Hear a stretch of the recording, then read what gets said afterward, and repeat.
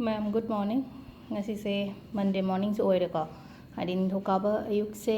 हंदक की वीक की reading ओइना हापेतंग येंगसेको हादि नुंगतिगी नतबिदा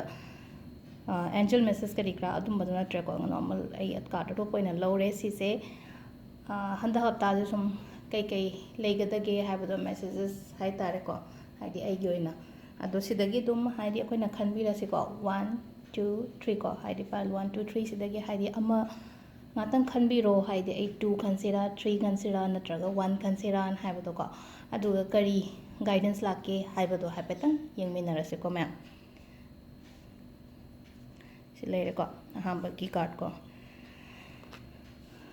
ahamba da laiba card se akoina 7 of pentacles hai ko 7 of pentacles se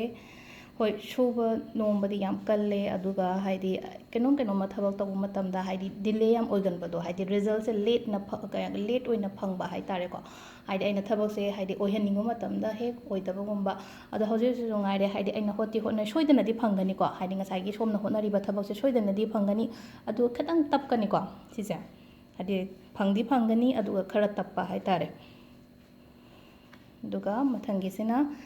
mathangi card se akoina 10 of wands ana haine ko 10 of wands se haidi mi amale sida ko haidi somna haidi responsibility se loina mak hai tare ko nupi oiraga su nupa oiraga su responsibility se ai thandana pobodo imungi oiro mapangi oiro haidi potlum thangat pagi type ta ma tawdra sida haidi ma sina loina mak haidi even office ki thabak phabo oiro ko haidi nangi office da gumba haidi leiraga so ai thanda loi mak thabak se namna aina tawba hai tare ko sida kari haige hai matam sida haidi खतंग मिंगोंदने नो हाइबा तमोको हाइदी लोइमक yes yes आइन चटपीदबा high तारे को अदुम खतंग नो हाइबा तमबियो अदुगा इसागी दमकता मतम खतंग काइथोकपियो हाइदी आइगी मी टाइम हाइ तारे को इसागी दमकता मतम काइथोकपा हाइरगदी आइगी थबकति म्याम चिलमगनी थबक चिन्नबा ngaतने चिन्नरगा जो हाइदी आइगी ने हाइबदा इसागी ने हाइबदा पुंगाय अमा पुंग अमा काइथोगा आइना अपामबदो तौबियो हाइदी योगा गुंबा तौगेरा इसै तागेरा सिनेमा गुंबा येंगेरा अदुमाइना हाइ तारे को हाइदी आइगी खतंग आइगी अपामबदो तौबिबा हाइ तारे को लास्ट के सेना होना 6 of swords and है को हजिक से लाइफ द प्रॉब्लम खतंग लय को लाइफ द प्रॉब्लम लय बसे नंबर मोरगा हाइदे डिप्रेस कुंबा सु लय को डिप्रेशन नतब हाइदे खतंग वखन नुवाई तब खोतब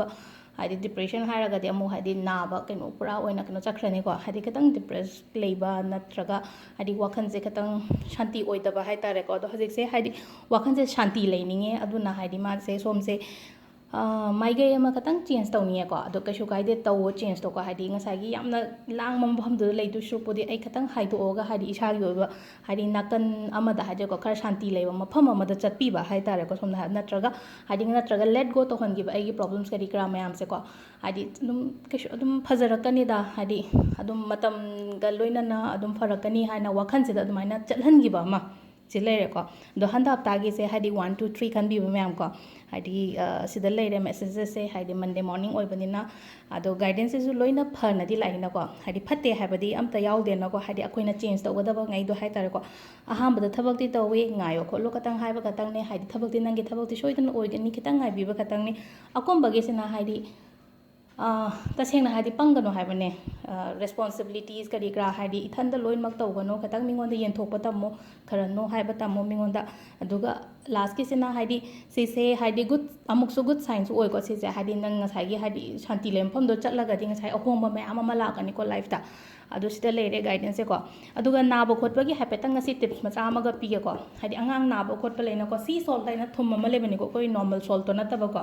सी सॉल्ट से हाइपेट बाजार दा थिबियो को सी सॉल्ट है समुद्र की सॉल्ट हाइ तारे को थुम से खितंग खितंग लौबीरेना को अंगांग नाबा नत्रगा अहन नाबा हाइदी नादी नारग अमका यामना हाइदी डॉक्टर की अतु अतागी दे नतब सुम मनुंगदगी सुम कनो तोबदो मखा हाइदी करीनो दी खंगदबा हाइदी मसा इंगंगमदबा लेनो को कमाय तोगदगी थुम से लेबीरो को सी सॉल्ट से दुगा खुद हाइ तारे को खुद सुमाइना हाइदी अंगांग दुगी खुबाक नत्रगा अहन जी खुबाक ते सुमाइना हापीरनी खरगा अदुगा साइना कन्ना पाइशन बिबा हाइ तारे ngसागी एनर्जी मैम से अखोई को ngसागी हक्चांग सिदा लेरिबा फताउदी मैम से हाइदी थुम सिदा लोइनमक चंगिनबा हाइ तारे को सी सॉल्ट से अखोइना कैन नेगेटिव एनर्जी रिमूव तौबदा याम मतेंग पांगे को अदुना ngसाई सी सॉल्ट से लेबिरो दुगा खुद अनि सुमाइना पाइशलग एटलीस्ट मिनिट 5 दगिना 3 फाव अंगांग ओइरो अहन ओइरो साइ पाइशलगने ngatang me shala lebiyo haidi pura sida focus to baje khut sida ngasai ai ana ma'am से लोइ चलहन ग्रसिको सिगी थुम सिदा से सिनरसिको ओइना को हाइदि ngसाई सी सॉल्ट सिदा को अदुगा ꯊꯨꯝꯁꯦ ꯍꯥꯏꯗꯤ ꯀꯩꯅꯣꯃꯗ ꯍꯥꯏꯗꯤ ꯄꯣꯂꯤꯊꯤꯟꯒꯨꯝꯕ ꯑꯃꯗ ꯍꯥꯞꯆꯤꯜꯂꯦꯅꯀꯣ ꯑꯗꯨꯒ ꯀꯩꯅꯣꯒꯨꯝꯕ ꯍꯥꯏꯇꯥꯔꯦ ꯂꯩꯕꯥꯛꯀꯨꯝꯕ ꯍꯥꯏꯐꯦꯠꯇꯪ ꯈꯣꯠꯇꯣꯛꯑꯒ ꯑꯗꯨꯗ ꯐꯨꯝꯖꯤꯟꯕꯤꯌꯨꯀꯣ ꯑꯗꯨꯗꯨꯅ ꯑꯍꯣꯡꯕ ꯌꯥꯝ ꯂꯥꯛꯀꯅꯤ ꯅꯥꯕ ꯈꯣꯠꯄ ꯑꯃ ꯑꯃ ꯂꯩꯕꯗꯣ ꯍꯥꯏꯗꯤ ꯁꯤꯁꯦ ꯇ꯭ꯔꯥꯏ ꯇꯧꯕꯤꯌꯨꯀꯣ ꯊꯦꯡꯛ ꯌꯨ